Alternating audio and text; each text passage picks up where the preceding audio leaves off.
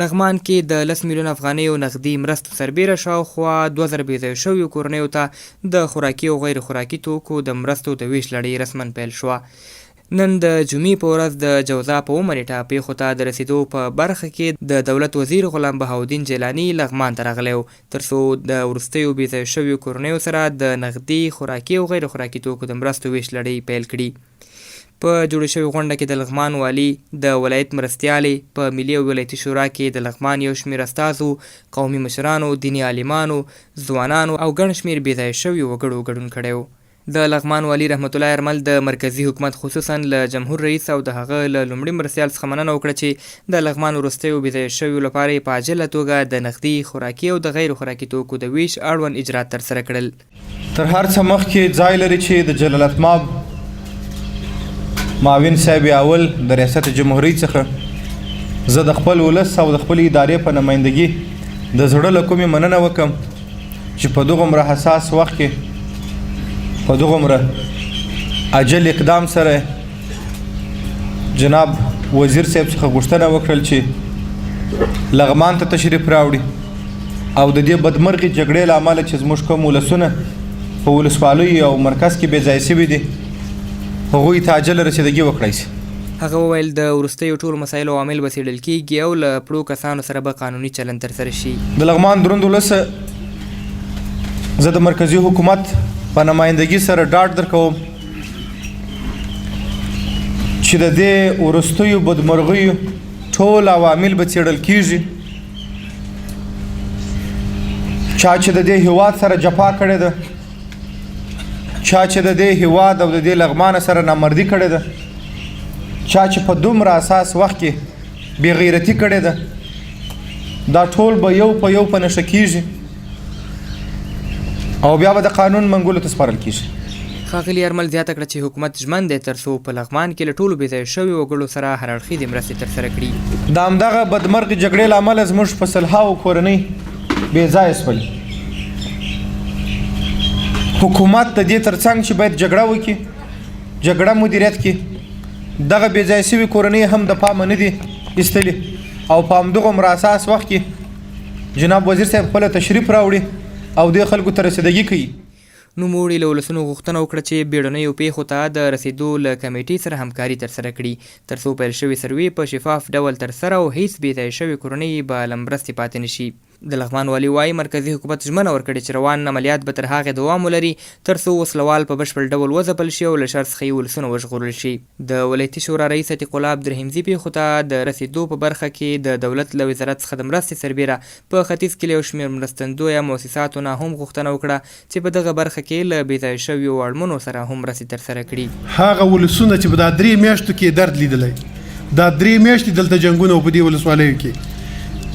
دا په دې معنا نه دي چې هغه څوک کوره راغلي دي او یوازې هغوی مستحق دي، هغوی خو مجبوره سوي دي د ډزو له لاسه کور پرېښی،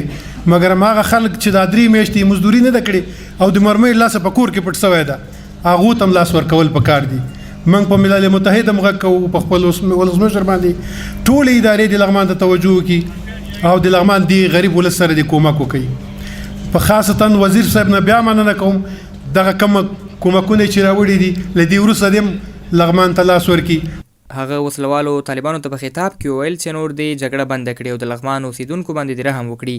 ځکه چې د دوی له لاسونو په سلګونه کورنۍ په تکلیف او په دې ګرمه هوا له سرپناه پرته ژوند کوي. نو کوشش دې وکړي که زموږ امنیتي ځواکونه دي چې د خلکو کورونه ونه ولي او طالبانو باندې هم غږ کوو، دا ولس تاسې که د دې ولس خلک ځان ګڼئ نو دا ولس مه وژنئ، که سبا دلته د راتګ تمه لرئ ولس مه وژنئ. ښه خبره دا ده چې په ترکیه کې د سولې برنامه روانه ده، راځئ هغې ته انتظار سئ چې څه کېږي. دا جنګونو باندې که دا ملک آبادېدی 40 کاله موږ جنګ وکړو مګر هیڅ لاسته راوړنه نه لرو بغیر له دې چې اقتصاد هم صفر شو،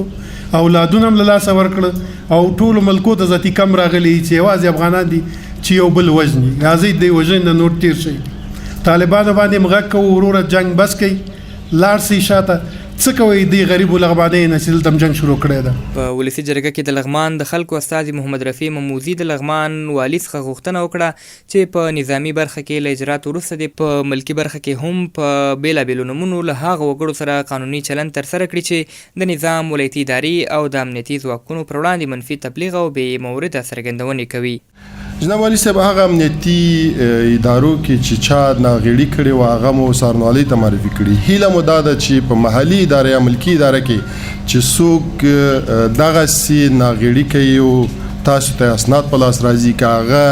د محلي ادارې نه مو واره څه ملک صاحبان دي یا څه ځوانان دي یا څه علما دي هغه هم څارنوالۍ ته تاسې وسپارئ ترڅو پورې چې خپل جواب ووایي چې ولې د دې حکومت په مخالفت کې دی راجګ شوي دي دومره د لغمان ولسونو ته دونه غټ تاوان اړولی ده. د ځوانانو د پارلمان استازي حنیف الله پشهي د لومړي مرستیال امرالله صالح څخه د مننې سربېره ژمنه وکړه چې د سروې له ټیمونو سره به بشپړه همکاري ترسره کړي. نوموړي د لغمان والي نه د روانو اصلاحاتو د ګړندیتوب غوښتنه وکړه. قدرمن وزیر صاحب لغمان ته ستاسو راتګ په نیک فال نیسو هر کله راشئ. د افغانستان په مختلفو ولایتونو کې په وروستیو کې امنیتي ننګونې زیاتې شوې دي په خاصه توګه ولایتونه. اما دا د جناب والي صاحب د ښه مدیریت نتیجه ده چې نن تر ټولو د مخه مرسته لغمان ته راغلې ده. له والي صاحب منندوی یو ترڅنګ د افغانستان اسلامي جمهوریت جهادماب لومړي مرستیال قدرمن صالح صاحب څخه مننه کوو چې لغمان ته توجه کړې ده او د مرستې په لیږلو کې چټکتیا کړې ده. بل لور ته پېښو ته د رسیدو په چارو کې د دولت وزیر غلام بهاوالدین جیلاني د ټولو بېځایه شویو کورنیو او د لغمان له ولسونو سره د جمهور رئیس محمد اشرف غني د عالي مقام د مرستیالانو د پیغام او خواخوږۍ د شریکېدو سربېره وویل چې د راتګ یو موخه یې همدا ده ترڅو ولسونه پوه شي چې د حکومت رهبري ژمنه ده ترڅو ستاسې هر اړخیز لاسنیوی وکړي. 10 میلیون افغانی پول نقد 5 میلیون افغانی پول حالت اضطرار برای 2000 فامیل کمک‌های مواد غذایی شامل آرد و روغن و برنج و شکر، مواد غیر غذایی یعنی بسته های غیر غذایی که مواد لوجستیکی و آشپزخانه هست و در عین وقت مجال دارد که از سازمان‌های همکار یا سازمان‌های بین‌المللی هم سپاسگزاری و تشکر بکنم که در همکاری با اداره ولایتی ما و همکاران ما اینا هم برای 2000 فامیل از آدرس WFP ما کمکایی را در نظر داریم. اینجا جناب والی صاحب که در رأس کمیته اضطرار ولایتی یعنی رئیس کمیسیون ولایتی هستند، خواهش و توقع ما و همکاران ما از جناب والی صاحب همی هست که بعد از سروی منظم و دقیق و طرز العمل تمام خانوادهایی که متضرر شدن یا بیجا شدن مطابق اصول و طرز العمل ها و لوایحی که وجود داره در همکاری با همکاران ما که رئیس کمیته ولایتی ما و سایر همکاران ما در اینجا حضور دارن،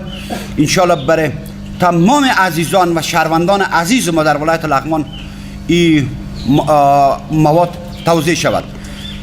این اول و آخر کمک ها نیست. انشالله شما اطمینان داشته باشه که ما در آینده دور و نزدیک باز هم تلاشا جریان دارد. اگر ما مطمئن شدیم که همه چیز انشالله به خوبی پیش میره و انشالله هم از سیما میدانم که با مو ترتیب پیش میره، شما اطمینان داشته باشه که دولت جمهوری اسلامی افغانستان بر تعهداتش نسبت به کمک رسانی و مدد رسانی و کمک های بشری در هر گوشه و کنار این کشور اینا متحد هستند و موافق هستند که کمک ها صورت بگیرد. هغه ویل له یادو کورنیو سره به په نورو بېلابېلو برخو کې هم مرستې ترسره کړي. پېښو ته د رسیدو په چارو کې د دولت وزیر وویل د لغمان له بېځایه شویو وګړو سره به اوس مهال د 10 میلیونه افغانیو نغدي مرستې 2000 کورنیو ته د خوراکي او غیرخوارکي توکو د مرستې د رسمي ویش ترڅنګ په احتیاطي ډول تر 15 میلیونه افغانیو پورې نغدي مرسته هم ترسره کړي. نوموړي ډاډ ورکړ چې له شاوخوا 2000 کورنیو سره به ختیځ کې مرستندویه مؤسساتو له لارې هم مرستې ترسره شي.